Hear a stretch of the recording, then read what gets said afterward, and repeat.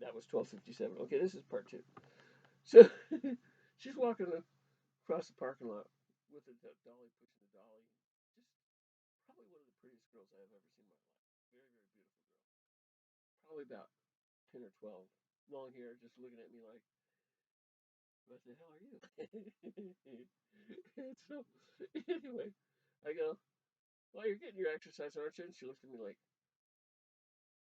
oh my God. And just kept on staring, went around and walked away, right? I turned around, I stopped to watch her walk about 50 yards. I'm thinking, that was just funny. And then I realized, oh, I no wonder why she does that, because she lives in that motel with it. She could talk to somebody and they would tell me what's happened to her in her lifetime. I thought that was really sad. That made me cry on the way home. So I'm upset, I'm emotional, and I'm tired. Driving down the road. Filled up 3 or 4 times. Got into Nevada. Or, yeah, into Nevada. Pull over.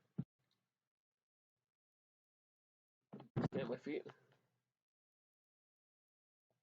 All the smoke. When I was driving, I thought the car was on fire. I was like, "Go great, just what I need." What I was going to do is I was going to ditch it, and I was going to go ahead and just get a bus. Right, that was my plan home, bus ride. I probably would have been better off because the bus driver would have drove the whole way. There would have been a bathroom there. Yeah, I would have been fed and everything else. Yeah, they could take a chance on leaving you and all that other stuff. But it probably would have happened. It probably would have been better than driving my car 2,000 miles and taking chances. Now, what I figured out was when I stopped, the cruise control kicked in. Now, I thought somebody was screwing with the motor because they like to get in and they like to screw with your cars too. Stick your gas, do all this other stuff they could do that they have done to people in the past. I didn't know who was messing with me, but there's like 15 to 20 people down there that knew my situation and they knew who I was in the bank right when I walked in. So they were expecting me to come in. They just didn't know when. So even Randy said Brendan knew I went down to the bank. He said, "How did you know?" But anyway, he didn't say anything. It's one of those things. I am what I am. I'm a public figure. I have been abused for the last probably all my life, most of the time. But the worst of it's been the last few years, probably 35 years. It's tapering off. There's not much of it going on anymore. But I'm going to pull my accounts and I'm going to get charged with everything. I'm going to tell you how I'm going to do it. No, I'm not. I'm going to leave that a secret. When I do it, I'll tell you what I do. So anyway, I have this little bump in here. It's a round patch and a little knot. I thought it looked like a 22 shell or hole, to tell me the truth. Kenny saw it. Randy didn't see it, but it healed. And I think what happened was, if it was that, then that would explain the guy over there in the first motel room the last time I left. Over there comes in all shaking, kind of acting all weird and everything. Or he hit me with something, bumped me with something. I don't know. Maybe it was Band-Aid. Maybe they tried to get DNA. I don't know what they did. Something that was there after that. I don't think I bumped it. Now, I could have bumped it on that little point over there. You know what? That looks more of a explanation than anything else. There's a big little dent in that where I hit it, and that would have had that little bump in there too. So that explains it. And I'm not going to show it to you, but it does explain it. Anyway, yeah, let me show it to you. It's easy to turn the computer on. See that little bump up there? That's what I bumped into. That explains the bump in the head. Stop, like, what do we do? So it's healed. So there's the story of the shot. That would have been cool. No. That you probably might not survive that one, even at 22. I don't know. But it's just one of those things. It is what it is. So to make a long story short, I end up at the Lovelock Hotel in Nevada. It's 11 o'clock at night. I'm tired. I'm frustrated. I drove another 300 miles, so it was 410 and whatever it was from Union Bank to Lovelock, 179. So it was 579 miles was my record. Okay, I'm beat. I'm dead. I'm tired. I'm crying. I'm upset. I had the shitty trip of a lifetime. Driving down there was fun, but that shock of the bank was just like, oh my God, they didn't recognize my account. They're not telling me the truth. They're over there stealing my money, 5,000 a day, whatever they could pull, giving it to everybody else that doesn't want to work, and fucking laughing at you while they're all driving nice new cars and running around and stealing everything they can and getting away with it. Well, they're not going to. But anyway, that's what's going on until you take it to court. And then they try to negotiate with you. That's why that's off $65 trillion.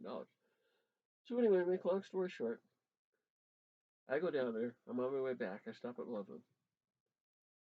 This thing had 5 locks on the door. It had the door lock. It had a push button lock. It had a lock on that. It had a chain lock. And then it had another slide lock. I was like, okay, I didn't feel safe in the other one, so I didn't stay. I stayed an hour and a half. I said, you know, when I wake up, I'm going to leave. And I went to sleep listening to those guys. And I'm thinking, well, they're not going to get in here because what they decided in the end was one, I was a good person, didn't deserve what was happening to me, and two, that they didn't want to rape me because I could fight. Yeah, if they can knock me out, keep me out, and everything else. But what happens if I locate them and find out who they are? And all I have to do is go into the 110 on the room thing and find their car registration, which I could probably find.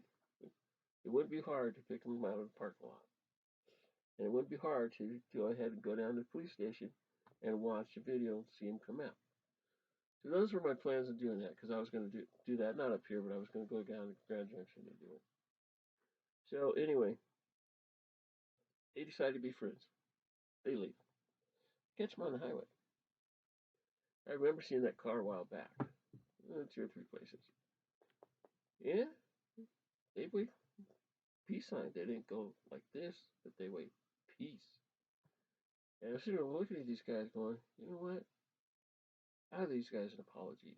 I bad word the nigger on everybody. I said, you know what's wrong with this world? It's niggers, blah, blah, blah. And I felt really bad because Bruce Lee and some of my friends, and even some of my black friends that are still around, I felt like, you know what? I don't need to carry all this hate. You guys did do everything I did. They did. But it's not going to affect me unless if I let it. And I really let it that day. So I apologize to everybody. And I, talked about my cat, Choo Chi, the one that died that I prayed to the Lord about and everything else. And was thankful that I had it. I don't pray to God anymore like that. I don't believe I have to. I don't believe that's part of what I'm supposed to do. I know that religion, people steal a lot of money and everything else, and I don't think the Mormons were involved in this. I think the Daltons might have been involved somewhat, but I think that was just the Wells Fargo checking account thing. But I think what happened is somebody from the higher ups canceled my account and put a minus on it. Did they steal my identification? Yeah, they did. Now, when I called this lady from Union Bank, she said she was going to help me out, blah, blah, blah, blah, blah. So today I'm going to make an appointment for a banker, probably tomorrow, maybe noon. And I'm going to go ahead and sit there and talk to him. I'm also going to make another point for Walmart. I'm going to try to get that business going. I have enough credit and enough money that I could probably pull a loan out of the bank. I could probably pull this and that, but I don't have any place, nothing to do with it. I'm not going to wreck my credit until that. I'm not going to buy the car now. When I start pulling this stuff, I start getting everything. After I get it, then I can pull it. And I've got IRA accounts and everything else. This is a problem. The attorneys have been stealing it right now. So I'll have to reverse it to get it back. It's not going to be hard to do now that I know what to do. Now I know what not to do. Going down to the bank, 1,000 miles was stupid. The night before I went down there, I just told Randy, I had a dream they didn't help me in that bank. I don't want to go down there. I said, well, I'm this close. I might as well. It might be fun. It was.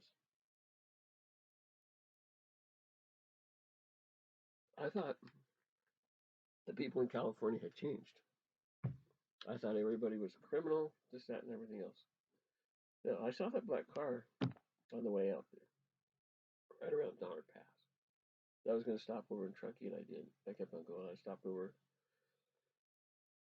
Where did I stop? It was another hotel room, but it was. I think it was every hotel room I had been was about $100. Except for the Windsor. Windsor was cheaper. So all this is going on and everything. I get down there. I get back, and it was 721 miles driving yesterday. I've never had jet lag. I didn't even get jet lag in the truck because I slept every couple hours. It was like last night. I felt like things were moving. Now I was seeing things in the desert, and I thought I was caught between a hypnotic state where nothing was real, because I like to listen to that stuff sometimes, and or I thought I was falling asleep. First thing I saw was a plant, looked like a tree. It could have been a person wearing a tree suit. It was that real. I saw it walking, and I'm like, wow, really? Well, at 65 miles an hour, what you see is what you get. Then I saw the shadowy image of a deer going across. Now I think they were holograms. They could have been holograms. But the Indian land, Aaron McElvey and I were in. Okay, this is another 12 minutes. Over in South Dakota, and Aaron, who was an FBI agent, CIA agent, he wasn't Homeland Security, but he was a special agent, actually, is what I called him.